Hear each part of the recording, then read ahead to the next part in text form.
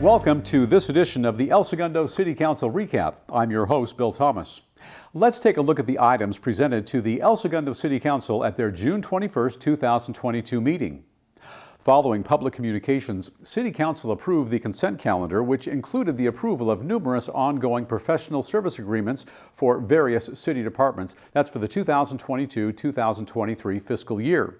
Additionally, Interim City Manager Darrell George provided an update on the situation at the El Segundo-Weisburn Unified School District Aquatic Center.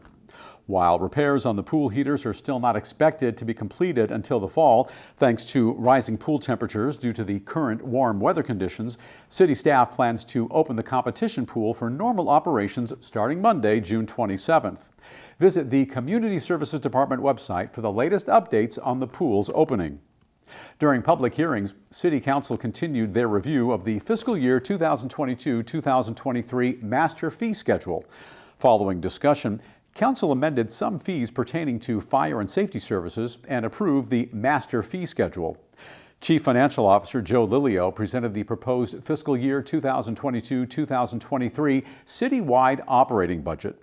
Following review and discussion, City Council amended several items to secure funding for priority projects and approved the fiscal year 2022-2023 budget. These projects include pavement cleaning throughout the downtown area and improvements to the Brettfield restroom area in Recreation Park. Lastly, Mr. Lilio and consultant Scott Thorpe from Revenue and Cost Specialist presented on proposed development impact fees for new developments within the city. These updated fees would ensure that the city will be able to meet the basic infrastructure needs for new growth without burdening the existing population and business community. After discussion, Council approved the proposed modification of the full schedule of new development impact fees with amendments to be phased in over the next 3 years, beginning on September 1st, 2022. During staff presentations, Mayor Boyles and South Bay City's Council of Governments members David Legier and Hermosa Beach Council member Stacy Armato presented on the creation of a South Bay Regional Housing Trust Fund. If created, the fund would help utilize state funding to address the need for housing within the South Bay area, and after receiving and filing the report, Council offered their full support to the creation of the fund. Following a presentation from Public Works Director Elias Hassoun and Los Angeles Sanitation Civil Engineer Mike Scaduto, Council adopted a resolution to approve the city's participation in the Imperial Highway Green Infrastructure Project.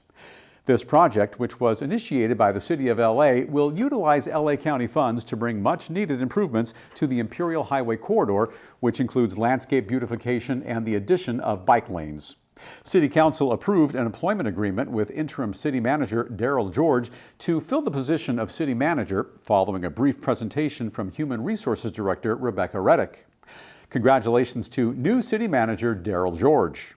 In preparation for the upcoming November general election, Assistant City Attorney Joaquin Vasquez presented the revised ballot tab language for the city's Cannabis Tax initiative, which clarifies that voting yes on the tax initiative is not a vote for or against allowing commercial cannabis in El Segundo.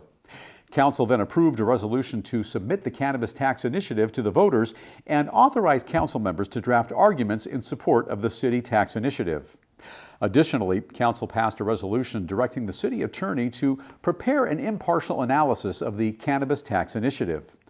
Both the initiative argument and impartial analysis will be presented to the voters in the voter information guide. In order to help promote the recruitment and retention of certain unrepresented employees within the Management Confidential Group, City Council adopted a resolution to amend the city's administrative code following a brief presentation from Human Resources Director Rebecca Reddick. Development Services Director Michael Allen, along with Rick Schroeder and Alex Russell from Mini Mansions, presented on the Draft El Segundo Affordable Housing Strategic Plan.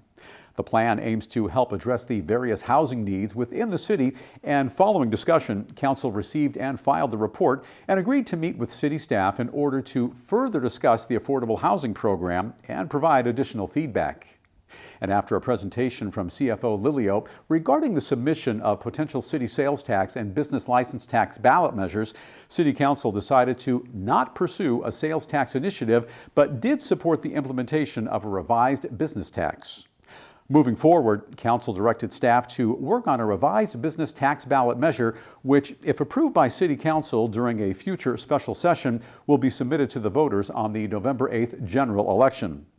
Lastly, City Council announced that Eric Hoffman and Janice Merva and Carol Erickson were appointed to positions on the Library Board of Trustees, and that Paula Rotolo was appointed to a position on the Senior Citizen Housing Corporation Board. To watch the complete City Council meeting for June 21st, 2022, and learn more about the agenda items covered, simply visit elsegundo.org or watch the meeting here on Channel 3. City Council is scheduled to take their summer recess during the month of July and the first week of August. Now, the next City Council meeting is scheduled for Tuesday, August 16th.